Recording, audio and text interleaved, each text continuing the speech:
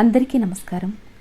పప్పుచారు సాంబారుల్లో నంచుకోవడానికి చేసుకునే చల్లమిరపకాయల్ని మజ్జిగలో ఊరబెట్టే పని లేకుండా ఈజీగా ఎంతో రుచిగా సంవత్సరం పాటు నిల్వ ఉండేలా ఎలా చేయాలో చూద్దాం. దీనికోసం మరీ లావుగా ఉన్నవి లేదా బాగా సన్నగా ఉన్నవి కాకుండా ఇలా మీడియం సైజులో ఉండే మిరపకాయల్ని ఎంచుకోవాలి. ఇవి తొక్క మందంగా ఉండడం మాత్రమే కాకుండా కారం మరీ ఎక్కువ లేకుండా సరిగ్గా ఉంటాయి.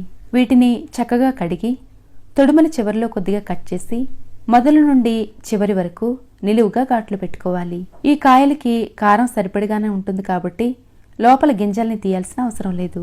వీటిని పక్కన పెట్టుకుని మిక్సీ జార్లో 1 కప్పు వరకు వాము, 1/2 కప్పు జీలకర్ర, 1/2 కప్పు ధనియాలు వేసి మరీ మెత్తగా కాకుండా కొంచెం బరకగా ఉండేలా గ్రైండ్ చేసుకోవాలి. మిరపకాయల్ని నూనెలో వేయించుకుంటాం కాబట్టి ఈ మసాలాల్ని వేయించాల్సిన అవసరం లేకుండా పచ్చివి మాత్రమే గ్రైండ్ చేసుకోవాలి. ఇక్కడ మనం తీసుకున్న కిలో మిరపకాయలకి ఈ మసాలా సరిగ్గా సరిపోతుంది. ఇప్పుడు దీనిలో నుండి 1 స్పూను పొడిని ఒక గిన్నెలో తీసి పక్కన పెట్టుకోవాలి.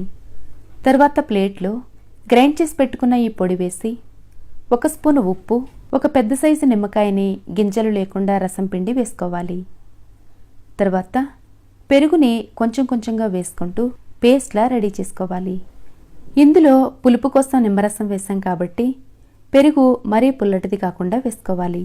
ఇలా అంతా కలిపిన తర్వాత ఈ పేస్ట్ని ఒకసారి టేస్ట్ చెక్ చేసుకుని ఉప్పు పులుపు లాంటివి అడ్జస్ట్ చేసుకోవచ్చు. మిరపకాయలు ఎండిన తర్వాత టేస్ట్ ఏమీ అడ్జస్ట్ చేయలేం కాబట్టి ఈ పేస్ట్లోనే అన్నీ సరిగ్గా సరిపోయాయో లేదో చూసుకోవాలి. ఇప్పుడు ఈ మసాలాని ప్రతి మిరపకాయలోనూ లోపలి వరకు స్టఫ్ చేసుకోవాలి. ఇలా అన్నీ రెడీ చేసుకున్న తర్వాత వీటిపైన 1 స్పూను ఉప్పు చల్లి ముందుగా తీసి పెట్టుకున్న మసాలా పొడి కూడా చల్లి అన్నిటికీ బాగా పట్టించాలి. ఇలా పైన తొక్కకి కూడా ఉప్పు మసాలా పట్టిస్తే చక్కగా ఊరుతాయి. మసాలా ఊడిపోకుండా జాగ్రత్తగా కలిపిన తర్వాత ఇప్పుడు వీటిని ఒక గ్లాస్ బౌల్లో కానీ లేదా స్టీల్ గిన్నెలో కానీ వేసి మూత పెట్టి 1 రోజంతా వదిలేయాలి. అయితే మధ్యలో 2 సార్లు వీటిని మసాలా ఊడిపోకుండా గిన్నెని పైకి కిందకి కదపాలి. 1 రోజు తర్వాత చక్కగా నాని ఇవి కొద్దిగా మెత్తబడతాయి. ఇప్పుడు వీటిని ప్లేట్లో విడివిడిగా వేసి మంచి ఎండలో ఆరబెట్టుకోవాలి. ఇలా అన్ని మిరపకాయలు తీసేసిన తర్వాత వీటిలో ఊరి అడుగున మిగిలిపోయిన ఈ నీళ్లను పారబోసేయాలి. ఇలా విడివిడిగా ఎండలో పెట్టిన తర్వాత 4 రోజులకి ఇలా పూర్తిగా ఎండి గలగలలాడే సౌండ్ వస్తూ ఉంటాయి. వీటిని గాలి తగలని డబ్బాలో సంవత్సరం పాటు స్టోర్ చేసుకోవచ్చు.